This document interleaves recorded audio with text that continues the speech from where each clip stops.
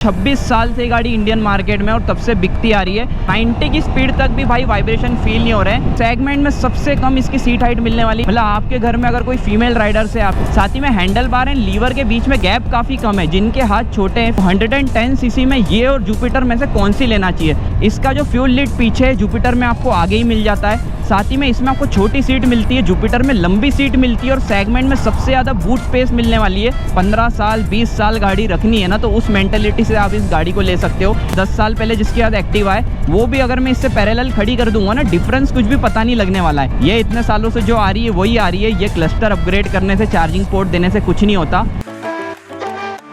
तो दोस्तों फ्रेम में आज हमारे साथ है all new updated Honda Activa 110 CC. वैसे तो मेरे चैनल पर मैं इस पर ज़्यादा वीडियोस लेकर नहीं आया हूँ, बिकॉज होंडा इतने सालों से कोई एक्टिवा में खास अपडेट्स लेकर भी नहीं आई थी। बट कंपटीटर्स को देखते हुए होंडा भी इस बार थोड़ी इवॉल्व हुई है, कुछ अपडेट्स इसमें हुए हैं और लेटेस्ट मॉडल लेकर आया हूँ। बिकॉज मेरे फ्रेंड ने रिसेंटली परचेस करा, तो मैंने सोचा क्यों ना एक जेन्युइन राइड एक्सपीरियंस बना लिया जाए। जैसी अपनी शुड यू बाय सीरीज रहती है, उसमें सिर्फ हम इस प्रोडक्ट को राइड नहीं करेंगे, इसके जितने सारे competitors like Jupiter, axis, destiny सबसे कंपेयर करने वाले हैं। ये इन 2025 आपके लिए बेस्ट चॉइस रहने वाली है कि नहीं। अगर आप फैमिली पर्सपेक्टिव से भी देख रहे हो तो कैसी ये गाड़ी है, सारी बातें करने वाले हैं। प्रोज एंड कॉन्स भी डिस्कस करेंगे। तो कौन से भी स्कूटर लेने का प्लान करा है, इस राइड वीडियो को एंड तक देख लोगे तो मैं इतना कह सकता हूं कि आपके सारे डाउट्स क्लियर हो जाएंगे। तो यहाँ ज़्यादा टाइम वेस्ट करते नहीं है, चलते हैं इसकी राइड पर। ऑलराइट गाइस, चलते हैं all new Honda Activa 110 CC को राइड करने के लिए। जल्दी से मैं आपको अपडेट्स बता देता हूँ।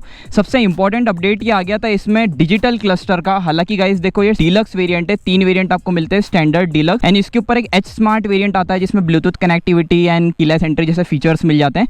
बाकी ये most value for money variant रहने वाला है। एक्टिवा 125 जैसी जॉयस्टिक भी आपको मिल जाती है। चार्जिंग पोर्ट आपको इसमें अपडेट कर दिया और एक ग्लव बॉक्स दे दिया है। बाकी भाई डिज़ाइन वही रखी है, बिकॉज कंपनी को भी मालूम है अगर हमने इसकी डिज़ाइनिंग में ज़्यादा चेंजेस करे, अपग्रेड करा लुक, तो लेगेसी खत्म हो जाएगी। वैसे ये गाड़ी विदाउट अपडेट भी इतनी बिक रही थी। अब आपको साइलेंट स्टार्ट यहाँ पर मिल जाता है और ऑटो ऑन ऑफ की टेक्नोलॉजी मिल जाती है। कैसे वर्क करती है ये भी मैं आपको बताने वाला हूँ और कितनी यूजफुल है ये भी बात करेंगे। कर ली यहाँ पर साइलेंट स्टार्ट। ग्राउंड क्लियरेंस का भी टेस्ट कर लेते हैं, बिकॉज 162 mm का ग्राउंड क्लियरेंस मिलता है। Let's test it. तो भाई देखो, इतने बड़े बम पे भी, हालांकि मैंने थोड़े पत्थर यहाँ पर रखे थे, बट इजीली यहाँ पर निकल चुकी है। ये चेक कर लो। प्राइसिंग और इन चीज़ों पर ज़्यादा फोकस नहीं करेंगे, मेनली कंपटीटर्स और इनकी बात करने वाले हैं। बिकॉज ऑन रोड सब 1,05,000 से 10,000 के बीच में चली जाती है। तो यहाँ से हम हाईवे की ओर ही चल रहे हैं। इसका पावर टेस्ट भी करने वाले हैं। मीनवाइल मैं आपको इसके इंजन स्पेक्स बता देता हूँ। 109.5 सीसी का एयर कूल्ड इंजन मिलने वाला है, जो कि ऑलमोस्ट 8 PS की पावर एंड 9.05 Nm का टॉर्क निकाल के देती है। एक्सिस के कंपैरिजन में, डेस्टिनी के कंपैरिजन में ऑब्वियसली इसकी पावर कम रहने वाली है। बट अगर आप जुपिटर 113 सीसी से भी कंपेयर करते हो तो इसमें आपको कम पावर स्पेक्स देखने को मिलते हैं, बिकॉज ये कोई पावर ओरिएंटेड इंजन नहीं है। मेनली आपकी डेली रन के लिए एक सफिशिएंट पावर निकाल के देने वाला है। सबसे पहले यहाँ से इसका 0 to 100 करने का ट्राई करते हैं। Let's go. डिजिटल क्लस्टर दे दिया है। जॉयस्टिक से आप इसकी ब्राइटनेस वगैरह सब एडजस्ट कर सकते हो। 70-80 की स्पीड बिल्कुल भी इसमें फील नहीं होने वाली है और 80+ में आपको कोई वाइब्रेशन भी फील नहीं हो रहा है। तो ये काम करा है। मतलब पुरानी एक्टिवा को अगर मैं 80+ ले जाता था ना, तो वाइब्रेशन फील होते थे, जो कि इसके 90 की स्पीड तक भी भाई वाइब्रेशन फील नहीं हो रहे हैं। तो ये एक बहुत बढ़िया चीज़ मुझे लगी। अब जुपिटर से तो यार तगड़ी राइवल ये बन जाती है, बिकॉज जुपिटर ने इस बार फैंटेस्टिक जॉब करा है। मतलब TVS के लिए सल्यूट बनता है, बिकॉज होंडा इतने सालों से वही प्रोडक्ट बनाते आ रही थी और होंडा ने सोचा कि हमारा कोई कंपटीटर भी नहीं आएगा। बिकॉज ये सिंस 1999 इंडियन मार्केट में, मतलब ऑलमोस्ट 26 साल से गाड़ी इंडियन मार्केट में और तब से बिकती आ रही है। बट जुपिटर आई थी 2013 में। धीरे धीरे समय के साथ अपग्रेड करते हुए जुपिटर 113 सीसी ने तगड़ा मार्केट कैप्चर कर लिया है। एंड लिटरली उसको देखते हुए होंडा को इस गाड़ी को भी अपग्रेड करना पड़ा। मे बी इन फ्यूचर और भी बहुत सारे अपडेट्स आने वाले हैं। बट जुपिटर और इसके बीच में कन्फ्यूज हो, एक्सिस के बीच में कन्फ्यूज हो, तो सबसे बड़ा मैं आपको एक रीज़न बता देता हूँ। डेस्टिनी में, जुपिटर में, सब में आपको फ्रंट और रियर में 12 इंचेस के टायर्स मिल जाते हैं, जो कि यार मैं ज़्यादा बेटर मानता हूँ। बिकॉज इसमें आपको 90 सेक्शन टायर्स तो मिलते हैं, बट फ्रंट में 12 इंचेस के टायर्स मिलते हैं, रियर में 10 इंचेस के टायर्स मिलते हैं। तो अगर आप किसी कौन सी कच्ची सड़कों पर चला रहे हो ना, तो वैसे देखो 10 और 12 इंचेस का भी एक अपना प्रोपोर्शन रहता है वेट डिस्ट्रीब्यूशन का। बट फिर भी यार देखो 12 इंचेस का टायर आगे पीछे मुझे ज़्यादा बेटर लगते हैं। मतलब एक नेगेटिव आपको एक्टिवा में ये मिलने वाला है। बाकी माइलेज की बात करें, सब गाड़ियों का ऑलमोस्ट सेम ही माइलेज आप एक्सपेक्ट कर सकते हो, बिकॉज इसका और जुपिटर का सिटी में आपको 40 से 45 के बीच में दे देगी। एंड हाईवे पे अगर आप इकोनॉमी पे चलाते हो तो 50 से 55 तक का भी निकाल के दे सकती है। वो इंडिविजुअल राइडिंग स्टाइल के ऊपर डिपेंड करता है। बाकी नो डाउट देखो, एक्टिवा को लेने के पीछे सबसे बड़ा एडवांटेज एडवांटेज क्या बन जाते हैं पता है? सबसे पहले इसका वेट 106 kg की ये गाड़ी है, और सबसे बड़ा एडवांटेज है इसकी सीट हाइट। सेगमेंट में सबसे कम इसकी सीट हाइट मिलने वाली, जो कि सिर्फ 765 mm की है। मतलब आपके घर में अगर कोई फीमेल राइडर्स है, आपकी लड़की है, आपकी वाइफ है, सिस्टर है, उनको चलाने में बहुत ज़्यादा ईजी रहने वाला है। बिकॉज देखो सीट हाइट का तो एडवांटेज हो ही गया, साथ ही में हैंडल बार एंड लीवर के बीच में गैप काफ़ी कम है। जिनके हाथ छोटे हैं, फीमेल राइडर्स के जिनके हाथ छोटे हैं ना, वो ईजिली इस गाड़ी को चला सकते हैं। बाकी यहाँ पर आइडल स्टार्ट स्टॉप टेक्नोलॉजी मिल जाती है। अब ये कितनी यूज़फुल है वो तो आप ही चलाने के बाद बताओगे, बिकॉज देखो ये सारी गाड़ियों ने कर दी है। TVS इंटेलिगो बुलाता है, हीरो इसे i3s बुलाता है, तो सबने एक दूसरे का देखकर कर दी है। तो सिग्नल पे गाड़ी ऑटोमेटिक बंद हो जाती है, फिर सिंपली आप ब्रेक प्रेस करोगे, एक्सीलेटर दोगे तो गाड़ी स्टार्ट हो जाती है। वो हम यहाँ पर चेक भी कर लेंगे, बिकॉज ऑटो की लाइट यहाँ पर ऑन आ रही है।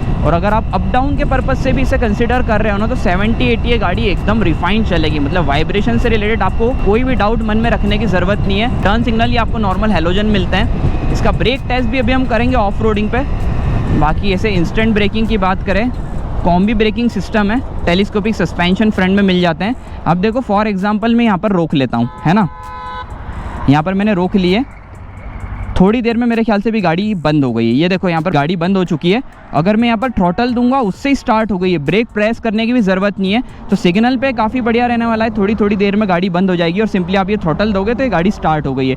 ये बहुत बढ़िया फीचर मुझे लगा। देखो ऑफ रोडिंग एरियाज़ पर मैं इसका ब्रेक टेस्ट रिकमेंड नहीं करता हूँ, बिकॉज यार इस सेगमेंट की गाड़ियाँ क्या है ना, थोड़ी रिस्की हो जाती है। बट देखो ब्रेकिंग नो डाउट काफ़ी बढ़िया रहने वाली है। नीचे फुटबोर्ड पे देखोगे ना, अच्छी खासी स्पेस आपको मिल जाती है। और ओनर ने ये जो लेग गार्ड लगाया है ना, वो काफ़ी बढ़िया है, बिकॉज ये गाड़ी नई यूनिट है, फिर भी एक दो बार गिर चुकी है, कोई भी बॉडी पे इम्पैक्ट नहीं हुआ। तो अगर आपका ज़्यादा रफ यूज़ है, सिटी यूज़ है, तो आप ये बॉडी किट लगवा सकते हो।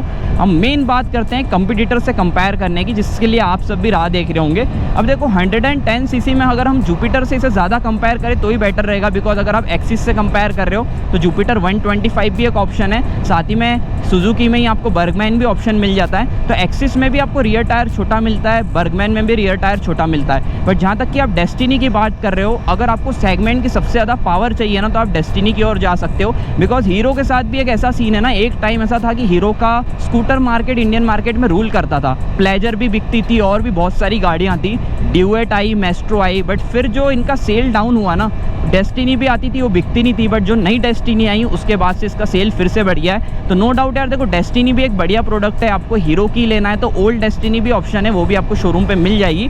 बाकी इसकी बात करें कंपटीटर से, तो 110 सीसी में ये और जुपिटर में से कौन सी लेना चाहिए? तो गाइज मैं यही बोलना चाहूँगा, जुपिटर आपको ज़्यादा प्रैक्टिकल रहने वाली है। बिकॉज उसमें क्या क्या खास बातें मिलती है पता है? इसका जो फ्यूल लिड पीछे है, जुपिटर में आपको आगे ही मिल जाता है। साथ ही में इसमें आपको छोटी सीट मिलती है, जुपिटर में लंबी सीट मिलती है। और सेगमेंट में सबसे ज़्यादा बूट स्पेस मिलने वाली है। 2 हाफ फेस हेलमेट उसमें आ जाते हैं। और कहीं ना कहीं लुक्स के मामले में भी जुपिटर 113 सीसी ज़्यादा एडवांस करती है। बट होंडा एक्टिवा लोग क्यों लेते हैं पता है? लोगों का वो मिथ बन चुका है कि यार हमें तो 10-15 साल रखने के लिए गाड़ी चाहिए, फीचर से मतलब नहीं है, पेट्रोल डालना है, चलाना है। बट यार वो मेंटेलिटी को आपको चेंज करना पड़ेगा, बिकॉज यार आज की तारीख में वो बात नहीं रही। लोग इवॉल्व कर रहे हैं, वो 10-15 साल गाड़ी रखने वाला ज़माना गया। मतलब ईवी का ट्रेंड आ रहा है, लोग इतने जल्दी जल्दी गाड़ियों को अपग्रेड कर रहे हैं। तो मैं यही बोलना चाहूँगा, देखो यार आप प्रैक्टिकलिटी की ओर जाओ।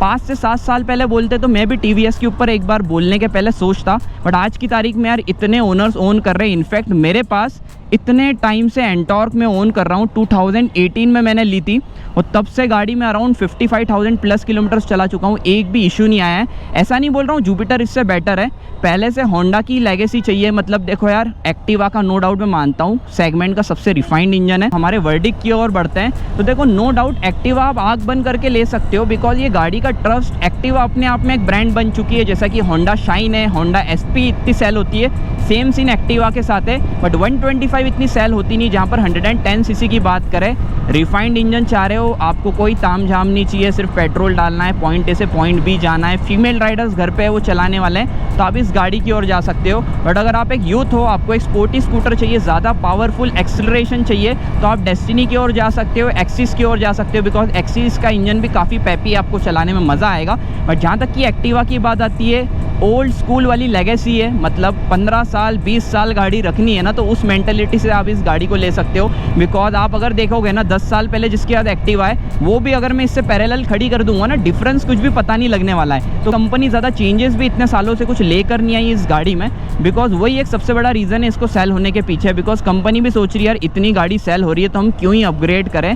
तो देखो मेरा वर्डिक्ट इतना सा है, प्रैक्टिकल गाड़ी चाह रहे हो लंबे समय के लिए रखनी है, ये एक चॉइस है। बट जहाँ पर आपको ज़्यादा फीचर्स चाहिए, बूट स्पेस ज़्यादा चाहिए, फ्यूल लिट आगे चाहिए, ऐसे बहुत सारे एडवांस फीचर चाहिए, तो फिर आप जा सकते हो जुपिटर के लिए। एक्सिस भी एक बढ़िया चॉइस है, बट यार देखो एक्सिस उतनी लॉन्ग टर्म में रिलायबल नहीं है जितनी जुपिटर एंड एक्टिवा रहने वाली है। जहाँ तक कि डेस्टिनी की बात आती है, डेस्टिनी में आपको माइलेज भी बढ़िया मिल जाएगा, प्राइस थोड़ी ज़्यादा देना पड़ेगी, बट 125 सीसी का इंजन मिलने वाला है। अब एक्टिवा 125 लोग ज़्यादा कंपेयर करते ही नहीं है, एक्टिवा 110 ही इतनी सेल होती है। और हमारे सिटी का ट्रैफिक इतना प्यारा है ना, ये देखो बढ़िया डीपर मार के मेन रोड पे रॉन्ग साइड आ रहे हैं। तो यहाँ पर वीडियो में बातें करना और साथ में इस ट्रैफिक को जज करना एक बहुत बड़ा टास्क हो जाता है, इसलिए मैं एक सेम रूट प्रीफर करता हूँ। बाकी नो डाउट देखो आप मन बना के बैठे हो इस गाड़ी को लेना है तो आप आँख बंद करके ले लो, बट मैं एक बार ये सजेस्ट करूँगा कि आप जुपिटर 113 सीसी चला कर आओ, बिकॉज बढ़िया गाड़ी है, चलाने में ज़्यादा मज़ा आने वाला है आपको। ये इतने सालों से जो आ रही है वही आ रही है, ये क्लस्टर अपग्रेड करने से, चार्जिंग पोर्ट देने से कुछ नहीं होता। बाकी सिटी राइड्स की बात करें, हैंडल बार तो देखो कंफर्टेबल है, बट इससे ज़्यादा कंफर्टेबल मुझे जुपिटर एक्सिस इन सब गाड़ियों को लगता है। बिकॉज बहुत साल पहले क्या था पता है, एकदम ब्रेक मारते थे ना एक्टिवा के, तो कॉम्बी ब्रेकिंग सिस्टम में टेलीस्कोपिक सस्पेंशन जब नहीं आते थे, आगे का टायर ऐसा रोटेट हो जाता था, बट जब से टेलीस्कोपिक सस्पेंशन आ गए, ब्रेक मारने पे ऐसा टायर आगे जाता है, वो वाला सीन है। बढ़िया माइलेज सिटी में दे देगी, लॉन्ग टर्म के लिए एक बढ़िया चॉइस रहने वाली है। और मुझे लगता है मैंने बहुत ज़्यादा बातें कर दी आज की वीडियो में, बट आई होप आपको डिसीजन बनाने में ईजी हो गया होगा। बाकी कुछ भी डाउट हो तो आप बेझिझक मुझे कमेंट सेक्शन में भी पूछ सकते हो। इंस्टाग्राम पे फॉलो नहीं करा है तो जाकर कर लेना, वहाँ पर भी आपके कुछ डाउट्स हो तो मैं क्लियर कर दूंगा। बाकी वीडियो यहाँ तक देखी हो, अच्छी लगी हो तो यार लाइक करना, चैनल को सब्सक्राइब कर लेना। सो मिलते हैं ऐसे इंटरेस्टिंग कंटेंट के साथ।